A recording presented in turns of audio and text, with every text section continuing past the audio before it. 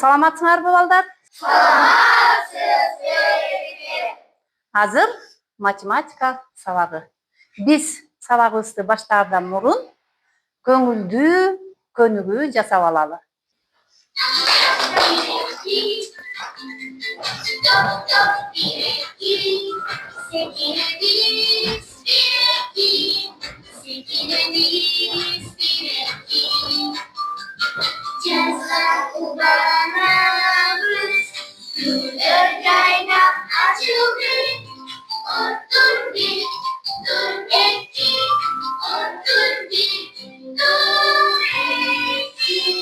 Азаматсыңар балдарым. Анда бүгүнкү сабакта баарыбыз активдүү катышып, алтын эрежени сактап, бири-бирибизди сыйлайбыз. Макулбу балдарым? Макул. Отурабыз. Балдар, экрандан эмнени көрүп турабыз? Ооба, туура айтасыңар балдар. Түрдүү таразаларды. Бул таразалар менен эмнени өлчөй алабыз? Туура.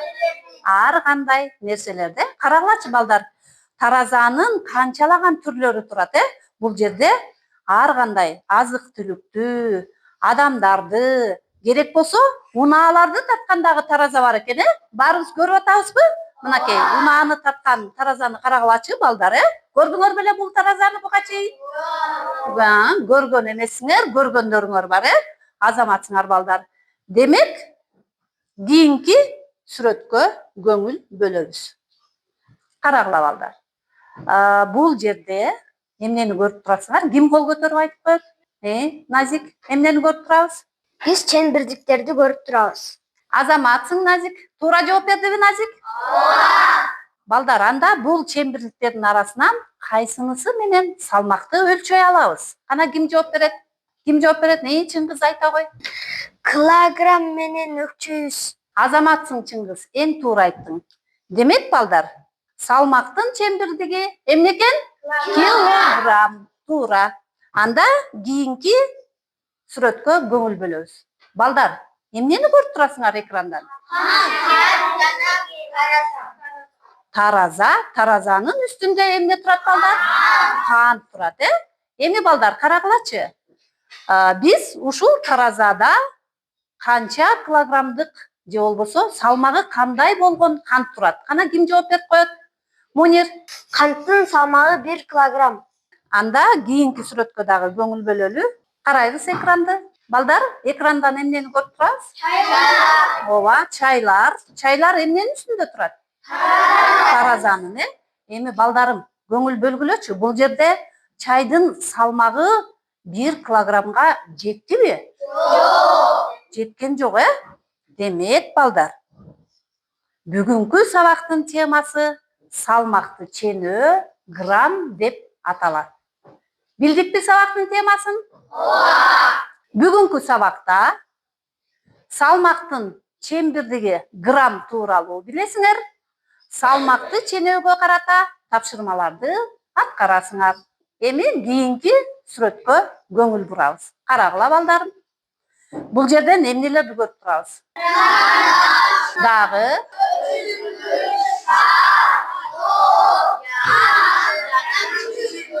балдар, мынакей, силер өзүңөр айткандай, бул нерселердин салмагы эмне менен өлчөнүшү мүмкүн? Кайсынысы оор, кайсынысы жеңил? Келгиле балдар, изилдеп көрөлү. Мен силерге ушул буюмдарды берейин. Силер изилдөө жүргүзүп көргүлө. Кийинки топ, мынакей. Бул топ менен шарды баарыңар кармалап көрүп, изилдөө жүргүзүп, жообуңарды айтасыңар. Ал эми силер болсо, бул карандаш менен өчүргүчтү изилдеп көргүлөчү. Кайсынысы оор, кайсынысы жеңил, Бул тузду да кошуп берейин, келгиле. Муну дагы изилдеп, кайсынысы кандай болот? Изилдөө жүргүзүп иштегиле.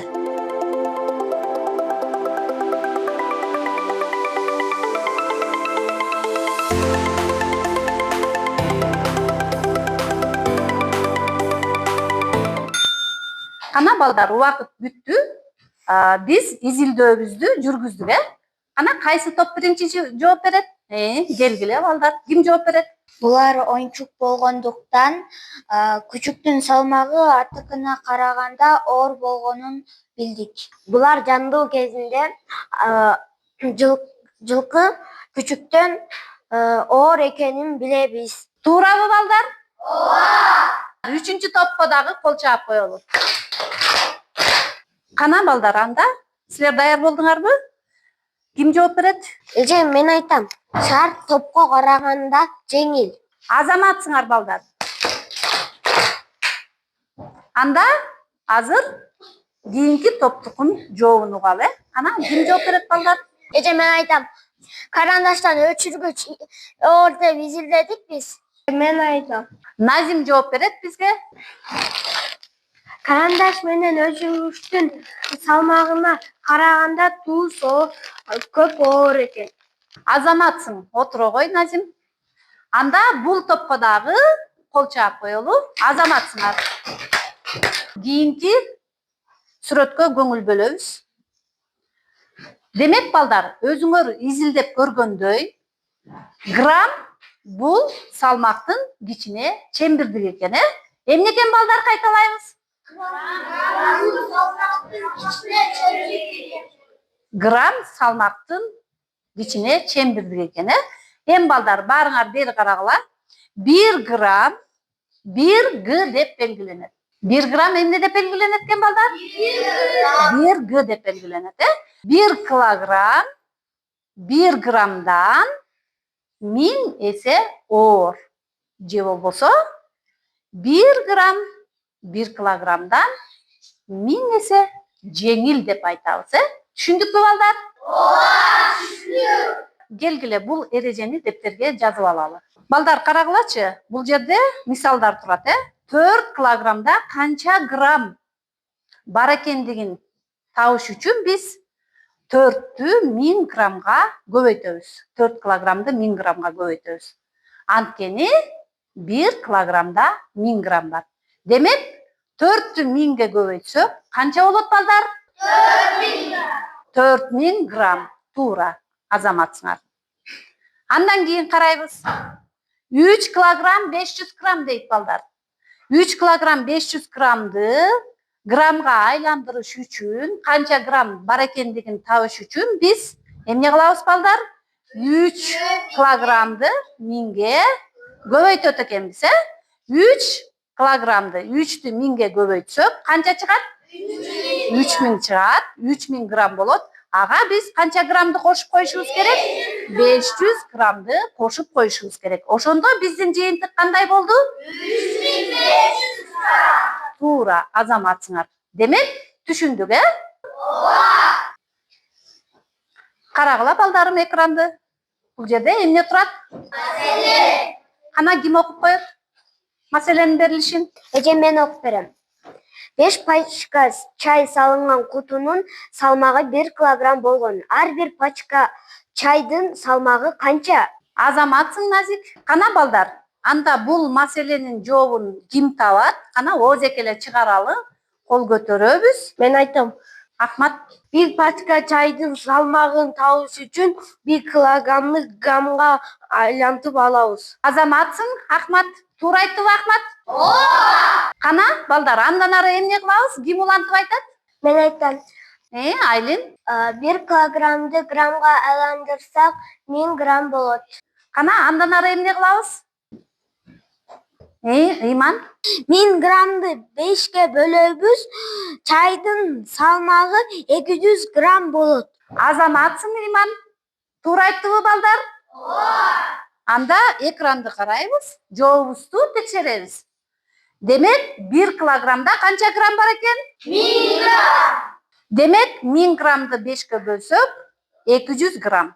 Биздин жообубуз ар бир пачка чайыбыз 200 граммга барабар экен, балдар? Ооба.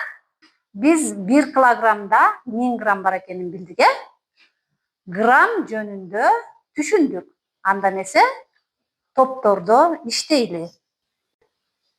Экранды карайбыз. Азыр биринчи топ силердин тапшырмаңар маселе чыгаруу деп турат.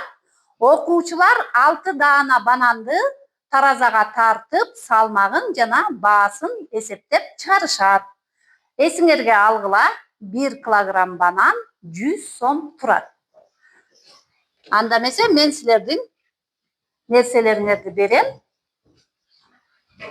Мынакей, кана ким таразаны ким колдонот, ким тартат? Банандын ар бирин ажыратып туруп, таразага тартып, анан ар биринин салмагын эсептеп, жалпы салмагын чыгарабыз. Түшүнүктүүбү балдар? Экинчи топтукун карайбыз. Ар бир токоштун салмагын ченеп, жалпы токочко канча салмактагы камыр жумшалгандыгын табасыңар. Түшүнүктүүбү экинчи топ?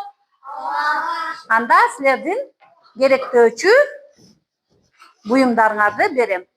Мынакей, бул силердин токоштун камыры. Кана токош жасоочулар кийимибизди да кийип алабыз, фартуктарды тагынып. Азыр 3-чү топтун тапшырмасын тааныштырам. Салмак өлчөө деп турат, топтогу ар бир окуучунун салмагын өлчөп, жалпы окуучулардын салмагынын суммасын табасыңар. Мына 3-чү топтогу окуучулар ар бириңердин салмагыңарды өлчөйсүңөр. Бул жерде салмак өлчөй турган тараза турат. Окуучуларым, тапшырмалар түшүнүктүү болдубу? Анда мен силерге убакытты белгилеп коеюн. Мынакей кум саатты кой берем. Анда эмесе тапшырмаларды баштадык.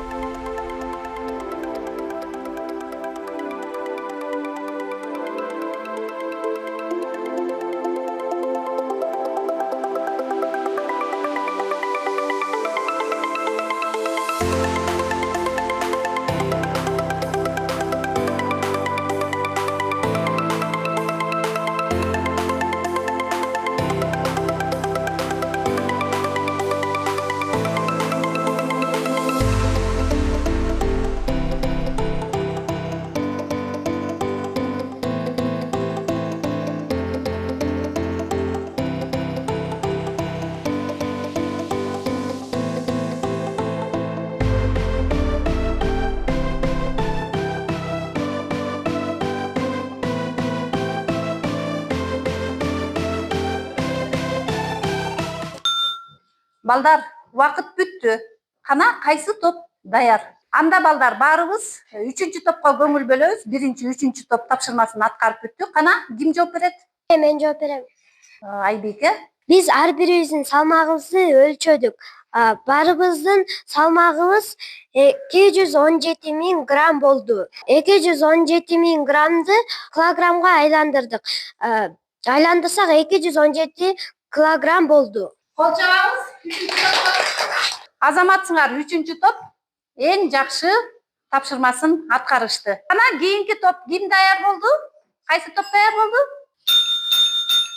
1-чи топ даяр экен, анда 1-чи топко көңүл бөлөбүз баарыбыз. 1-чи топ банан менен иштешти. Кана ким жооп берет? Эже, мен жооп берем. Биз банандын салмагын өлчөп, баардыгы 1 килограмм 130 грамм болгонун таптык. Азаматсыңар эң жакшы 1-чи топ, эң жакшы аткардыңар. Отура кой. 3-чү топ даяр болуп калдыңарбы? Бул топтон ким жооп берет? Мен айтам. Айта кой, Актилек. Биздин камырдан 7 даана токош чыкты. Кана андан кийин кандай эсептеп чыгардыңар? Ким жооп берет? Эже, мен жооп берем. Айли. Биз ар бир токочтун салмагын өлчөдүк. Бардык токочтун салмагы 560 грамм экенин билдик. Азаматсыңар 3-чү топтагы тапшырмасын эң жакшы аткарган. Кана кол чабабыз. Балдар, азаматсыңар ар бириңер жакшы иштеп атасыңар. Анда биз азыр бүгүнкү сабакта грамм боюнча кандай түшүнүк алдык, салмакты кандай ченедик, жалпы сабак боюнча ыкчам тез аткарабыз. Анда экранга көңүл бөлөбүз. Балдар, азыр биз Kahoot платформасы аркылуу телефон менен тесттерди аткарабыз.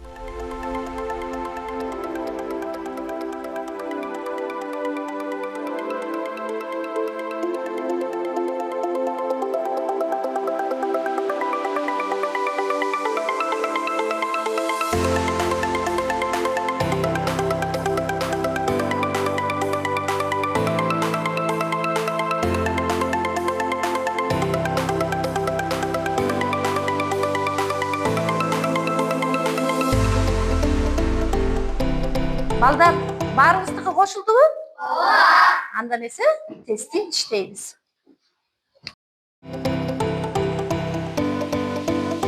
Суроолорду окуп туруп, туура жоопту түз менен белгилейбиз. Түшүнүктүүбү? Анда белгиледик. Көңүл бөлөбүз. Убакыт кетти, балдар.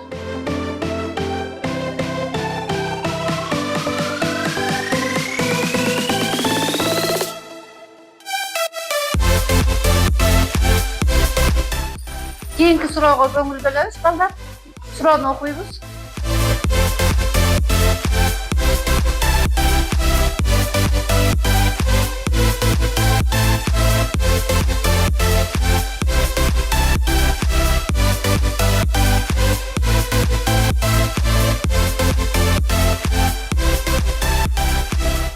Жооп беребиз. Убакыт кетип атат.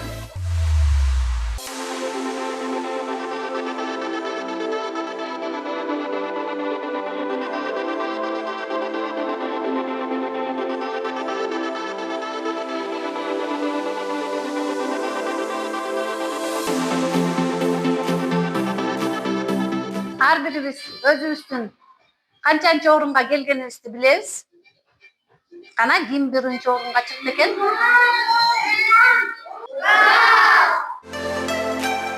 Балдар, кана ар бириңер өзүңөрдүн канчанчы орунга келгениңерди, канча упай топтогонуңарды билдиңер, балдар?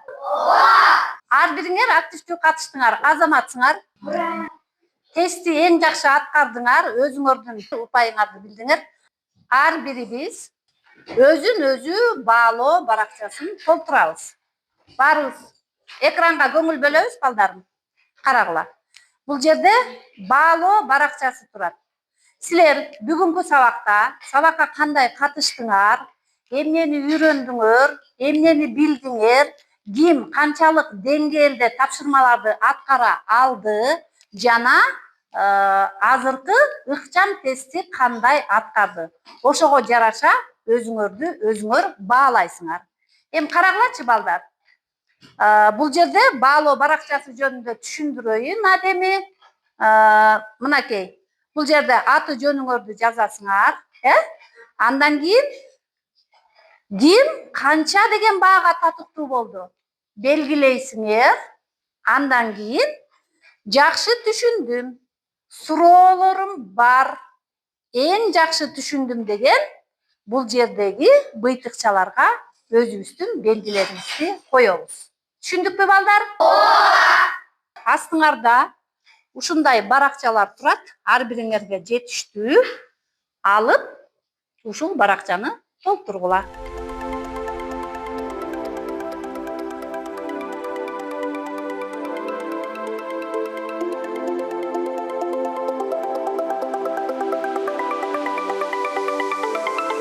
Кана баалоо баракчасын ким кандай толтурду?